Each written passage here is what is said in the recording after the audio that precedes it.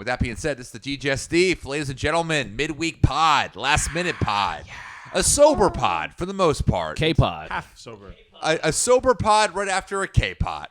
A K-pot led to a sober pod. For the most part, me and the great and powerful Seth next to me had some lovely sake. It was pretty nice. Right? It was really good. Doesn't sake go well with Korean barbecue? It does, even though it's Japanese, but it's all right.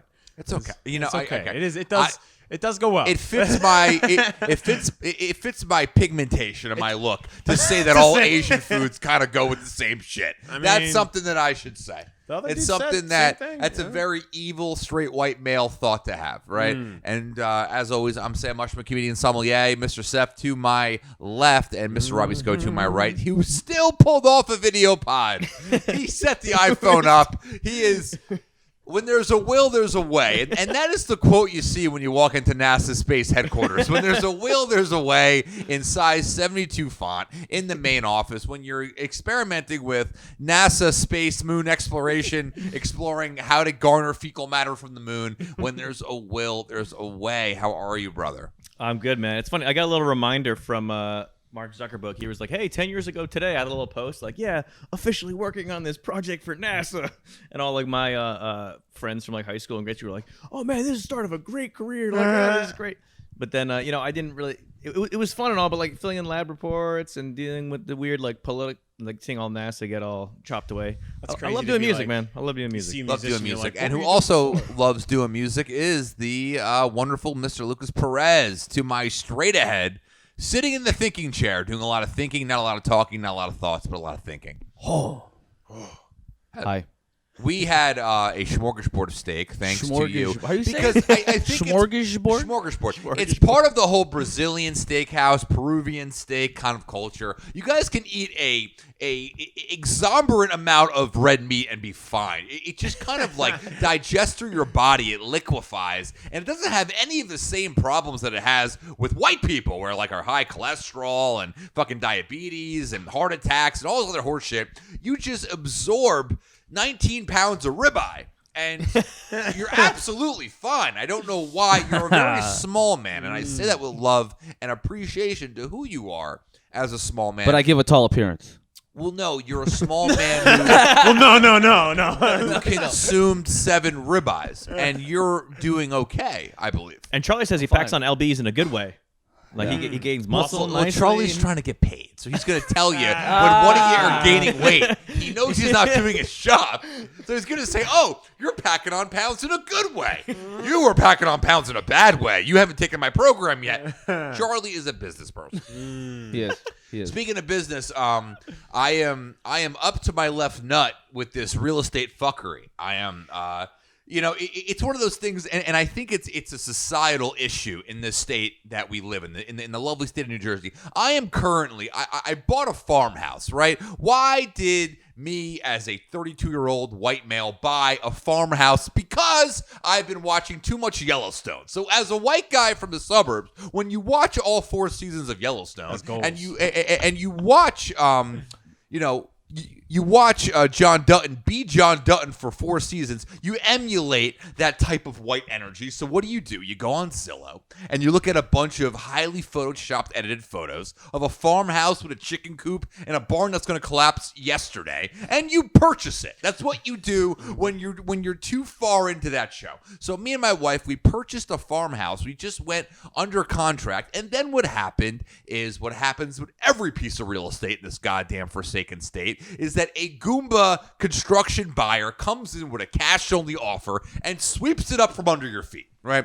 And, it's part of the game. You understand. It's part of the process. But I also think it's part of the identity of this area. Right. We have too many Italian bought and owned towns that are run by the fucking Italian mob who all come in as cash only construction buyers. And why do they get away with this? You know why? Because we glamorize this culture. We glamorize movies like The Irishman. We glamorize movies like The Last Saints of New York or The Last Saints of Newark, whatever the fuck it is. They even did Real Mob Wives. Real Mob Wives of New Jersey, season 11 and a half, right? This is, we glamorize this Goomba bullshit culture in this state. I'm just going to reference, I am half Italian, so I can say all this. So everybody calm the fuck down. It's not a good culture. It's a culture built on greed, built on passive aggression, built on fucking over your neighbor. It's a culture built on doing whatever you have to do to get by, fuck over the common man by all means necessary, all this other bullshit. It's a culture of laundering money through other businesses that all require construction or sewage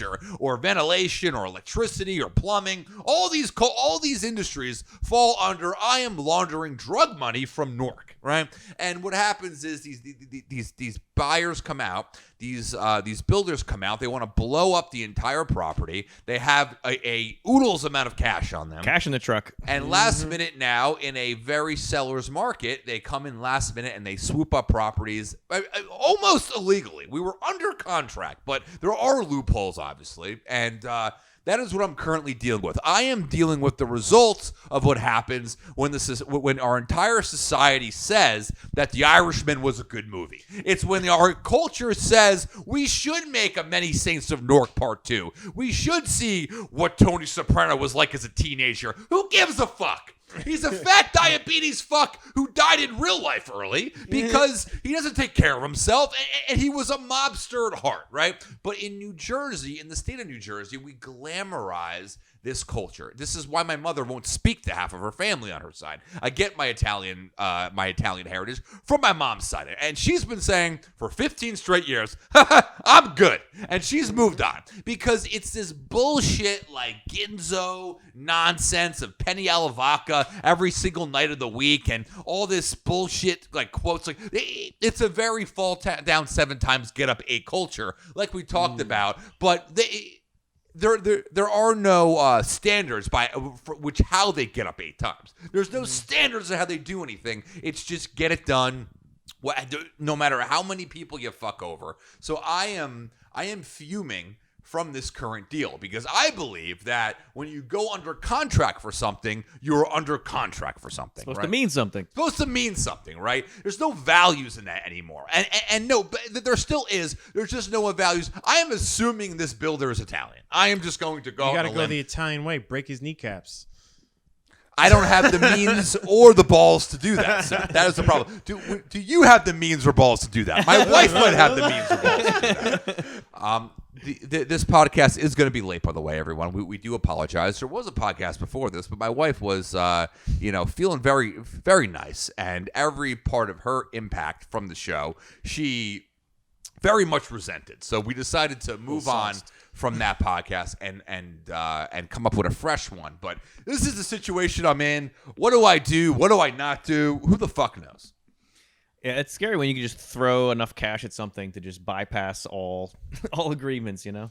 It's scary. It's very much, why is Upland becoming, the metaverse, right? Why is it, who are the cash offers in negotiating what are the next metaverses going to be, right? Where's the next digital real estate going to be, right? How much of this actual real estate is going to carbon copy in the digital landscape, right? It's going to be the same shit, right? Yeah, same scandal, same corruption, same like borderline theft. People are losing their NFTs online. People who buy 2 Bored Apes who invested, $450,000 on crypto.com. Next thing you know, there's some loophole where someone hacked their account and stole both their Bored Apes, right? That is the version of what's happening to me now is that Bored Ape is a guy named Tony who owns a sanitation company who came in with $250,000 cash. That's what's going on. But we are going to keep moving forward. But I am pissed. And I do want to find out who this construction company is, and I want to blackball them. I want to blackmail them. I want to do something. I want to break their kneecaps. I want to take a picture of the CEO of this company. I want to put it on a body of a guy who is having a strip tease by someone else in the strip club, and I want to send that picture to him and let him know that if he does not let me close on this property, this picture will be going out into the marketplace. I'm at that point. So. Yeah, I've gotten like 5 or so of those emails now that are very strange. There's like, hey, listen, how could you be fondling your between the legs region like this. I can't believe it. I'm gonna send this to all your contacts. It's like, come on, this type of scheme, like little email, still works. Fuck out of here. It's like, is this you in this video? I can't believe you would shame. They're trying to Catholic guilt me. I'm like, I already got enough Catholic guilt. Fucking 12, 15 years Catholic education. They're just like, oh, I can't believe you're fondling your cock. We're gonna, and they obviously didn't really hack my camera. They didn't show any videos. That would be terrifying. Sure, but they're still trying to just do whatever they can to get it out. But if you did it, you'd be more clever with how you blackmailed them.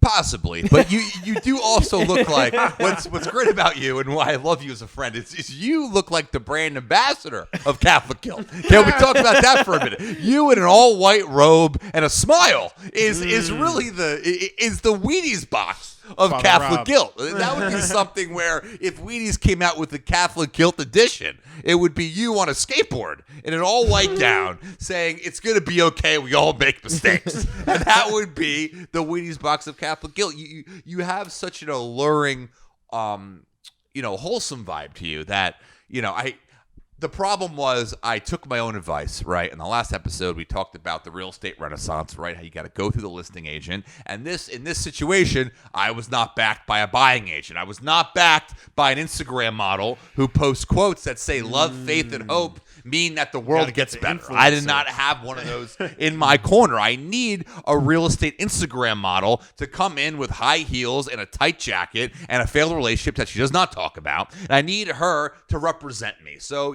I do maybe I jumped the gun a little bit on my theory of going right to the listing agent because it's a conflict of interest. Mm-hmm. It's a conflict of interest that I enjoyed, but I need to figure out the best way to go about this. Lucas, what type of real estate advice would you have? What are your goals for land ownership? And someday you're going to want to have your own saxophone school. How do you plan on going about that? I would want it in Somerville for sure. Want to get in Somerville. I got some people on the inside that could help me make that happen. Is it your cousin who's illegally cleaning pools? Is that one of them? He's in Rhode Island now. But, okay. Yeah, that'd be cool. Get something in Somerville. Maybe first like a retail space for the company, and have an entertainment company on Main Street. That'd be dope. Can we get a real estate agent that represents exclusively the Digestif? Any purchases made in correlation to the Digestif runs through this agent. Yelp girl. Doing real estate now, right? Yelp girl. Here's the thing. If I had Yelp girl in my corner right now, this deal would be going a little bit differently. She would be throwing her weight around a little bit. There would be very much a hostile feel going on to this. Is there technical difficulties? 5 minutes left. Oh no, I'm just plugging this in. But one thing I wanted to mention before we get too far from Catholic guilt, I did have an interesting experience with that in at the end of my altar boy days. So I was an altar boy for a little bit. I had a little Catholic guilt squared situation. Did you have the same haircut? It was worse. It was like thicker and like very mushroomy and like super thick all around. It looked nice. Kind of ridiculous. That's nice. And but yeah, what I did, I was like walking around, as altar boys do. They deal with the body of Christ and the little bread and the bread of heaven. Yes. And I think what happened, I think I like dropped a wine or something. I dropped a wine or something. We were doing a bad job. So we're two young little fucking squirts doing the altar boy thing, and then he just goes, they just go to the congregation. The priest is like, chipmunks. Talking about them, like making a little joke, like monks, but like chipmunks because they're like shitty altar boys. So I'm like, that's it, I'm done. I took off my robe. So the priest called you a chipmunk, and that was it for you. So you know what? Which is borderline a sexual reference. I was surprised that he would use that word. Like, oh, look at my little chipmunks fucking up. But it's a little bit. And I was, volunteering my time, like trying to do this. It was like a 5 a.m. service, something ridiculous. I don't need to be up at 5 a.m. for You're working for free. Yeah. That's first Sunday right there. So you stormed off. You did a whole like NBA ejection in the church. Your parents were there? Jersey came off and everything. The priest stormed out of the hall. No, the priest felt bad. So he was like, can you hold the door for the congregation? So he made me hold the door for the congregation. All of them were really nice. They were like, oh yeah, thank you. And all the meantime, I was like, I'm just gonna be a skateboarder. I'm done. I'm done with this. Well, I mean, it's a lot of guilt at a young age. It's like I haven't made those mistakes yet to deserve that level of guilt. That's the issue with a lot of religion in this country is it's run on fear and guilt, right? And you can carbon copy that in a lot of different religions. So that is the common thing we're looking at now. And, at the end of the day, how will religion evolve with technology? I think that's the bigger question, right? At one point, religion was taking that evolution of, being like in a concert hall where there's a rock band and like the fucking priest is like a Lenny Kravitz wannabe and he's up there with skin tight jeans, dick hanging down the left pant a little bit. You see he's got a decent sized cock and he's sitting there and he's just very kind, That's the modern day priest. The old school priest is someone who calls all of his altar boys cute squirrels and chickmucks. But the modern day priest is like a Lenny Kravitz type of vibe who, what gender is he? Nobody knows. It's 14 different genders, and he's he's sermons. He's constantly fucking. That's the modern day priest too. It's a very Episcopalian type of nature. He's widows. Constantly fucking. He's not celibate for God, but he's just a really nice guy with a great set of drums. That's really where I think religion's gravitating towards. Exactly. I met some people that kind of are just really doing a great job with the whole like Christian pop rock band thing. They kind of lean on that and they become like a super like well-versed, spoken person I heard a slow communicating R&B with people. song that was a Christian song, and I think it's called like "Drop It Low" and in parentheses for Jesus, and literally it's just like "I'ma drop it low for Jesus." I'm like, the fuck? Seth, that's a vibe you could get behind because you do have that very adolescent Drake vibe to you. You're like bring Jesus into that mess. no, but you could bring Jesus into that mess because you're a likable, approachable figure. You're racially ambiguous enough where you could bring Jesus and hip hop together, and it would just coincide beautifully. And it would be believable. They'd be like, all right, this is we'll allow this. You're wearing a superhero T-shirt with a belt buckle. Everyone, superhero it all belt makes buckle sense. as well. It's a Batman belt buckle. That's phenomenal. It You dress matches like you're my right 16, arm. but that's a compliment for Listen, you. I It think- works out. 1 minute. Well, we have 1 minute left in the pod. This was a shorty, guys, and we gotta will go get back to you guys Teach kids. very soon. As always, it's been the Digestif. Follow us on Instagram at _Digestif. This is a real estate battle I am in. And I might possibly hire Lucas to be my hitman. He doesn't understand that yet. But Shots fired. He's going in at night, and he will possibly I will have him dig up the cesspool in this property that we're closing on, and I'm just going to have him fuck with it a little bit and have the cesspool overflow. Would you do that for me? I would do that for you, Would you overflow the property's cesspool in order to get this buyer to walk? Yes, sir. All right. Well, we might do something like that. Black on black. Put on a ski mask. Go in there. Do what you got to do. But until next time, it's been the Digestif. I've been Sam Mushman, as always. Robbie Sco to my right. Where can they follow you, hear about you? Rooting for you and the chickens. I am Robbie Sco at Instagram and YouTube. ROBBIESKO. That saxophone guy. Recurve Music, Instagram. All right. Peace. Love. Happiness.